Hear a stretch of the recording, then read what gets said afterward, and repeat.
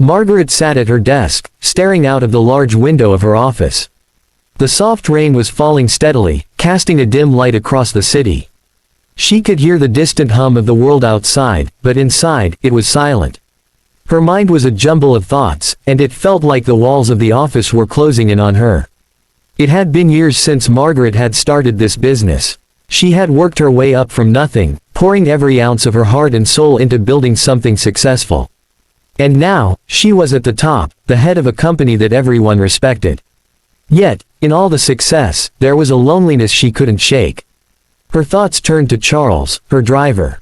Charles had been with her for nearly 2 years now, a constant presence in her life. He was young, just a few years younger than her, and had a smile that could light up even the darkest of days. Margaret often found herself thinking about him when she should be focusing on work. There was something about him, something tender in the way he looked at her, the way he spoke. He never asked for anything, but there was a kindness in his eyes that made Margaret feel seen. It was strange, how someone who had been so peripheral in her life could suddenly occupy such a central place in her thoughts. She had always prided herself on being in control, on keeping her emotions tightly locked away, but Charles had a way of breaking through that wall. Every morning, when she stepped into the car, his face was the first thing she saw. He would greet her with a warm smile, and sometimes, he would play soft music as they drove.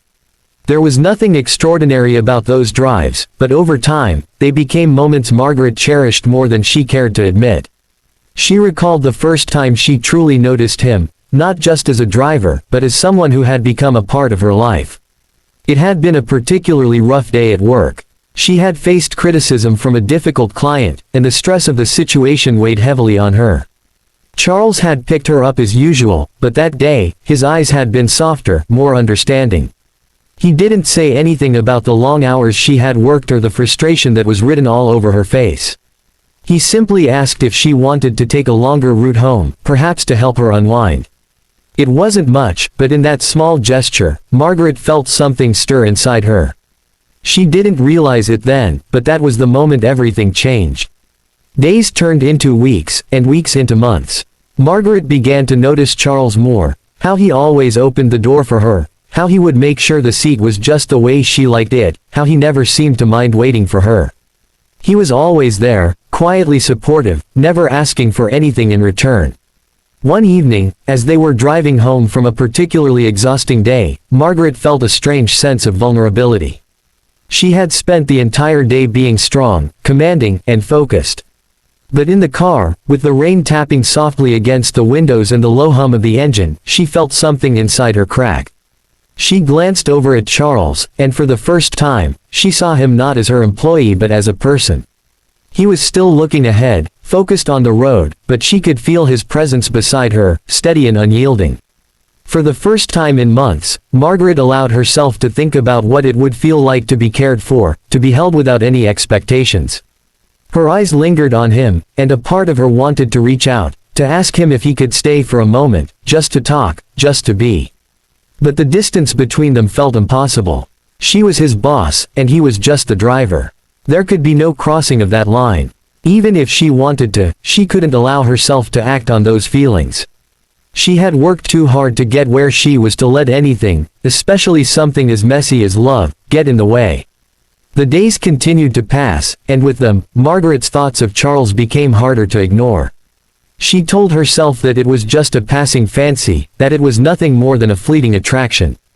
But deep down, she knew the truth. She had never been good at lying to herself. One afternoon, as she prepared for another long day of meetings, Charles pulled up outside the building as he always did. She stepped into the car, and for some reason, the usual quiet comfort that came with their shared silence felt heavier today. "Charles," she said softly, her voice barely above a whisper. "Do you ever think about your life? Outside of work, I mean." He glanced at her, and for a moment, she saw something in his eyes, something that she couldn't quite place. "I think about it sometimes," he said, his voice low. "But I've always been content with what I have. I like the simplicity of things." Margaret felt a pang in her chest. She knew that he had his own life, his own dreams, but she couldn't help but feel a deep ache for him. It wasn't just about him being content, it was about her own longing for something she hadn't allowed herself to desire. "Do you ever wish for something more?" she asked, her voice trembling slightly. He smiled, but it was a small, wistful smile. "Sometimes, but not often. It's hard to want more when you don't know how to reach for it." Margaret's heart ached as she looked out the window, the world outside blurring as the rain intensified. She didn't know how to reach for it either. The power of embrace, the idea of holding someone close, feeling their warmth and tenderness, was something that had always seemed so far out of her reach. She had sacrificed so much in her life for success, but at what cost? In the quiet moments of her life, she felt the emptiness that no amount of work or achievement could fill. As the weeks passed, Margaret found herself more and more lost in thought. Charles was always there, just a few steps away, but the distance between them seemed insurmountable. She couldn't ask him to stay after work, to talk about what they both needed, because what they needed was too complicated. She was his boss, and he was her employee. Nothing more, nothing less. But as the days turned to months, and the seasons changed outside the window, Margaret realized that there was something more between them, something unspoken, yet undeniable. It wasn't love in the traditional sense, but it was something that had grown slowly, over time, like a seed that had been planted in both their hearts.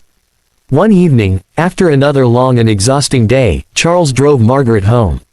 The rain was coming down in sheets, the world around them bathed in a soft, melancholic glow. Margaret sat quietly in the backseat, her mind heavy with thoughts she couldn't put into words. When they reached her apartment building, she hesitated before getting out of the car. She looked over at Charles, and for the first time, she saw him not just as her driver, but as someone who had quietly been there through all her struggles, all her pain. "Charles," she said, her voice trembling. "Thank you. For always being there. For everything." He turned to look at her, his eyes soft and understanding. "It's my job, Margaret. I'm happy to do it." But Margaret knew there was more to it than that. She could feel it in the air between them, in the way he looked at her, in the way they had both come to depend on each other, even without saying it aloud.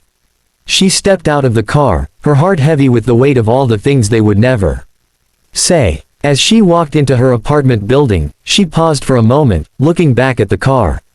Charles was still sitting there, waiting for her, his figure illuminated by the soft glow of the streetlights. And in that moment, Margaret knew that love wasn't always about grand gestures or declarations. Sometimes, it was in the quiet moments, the sacrifices made without expectation, the power of embrace that came without words. It was in the way someone could stand by you, even when they knew they could never truly be with you. Margaret walked inside, her heart full of both sorrow and gratitude. She didn't know what the future held, but for now, she was content in the knowledge that some loves were meant to be quiet, to be unspoken, yet still profoundly real.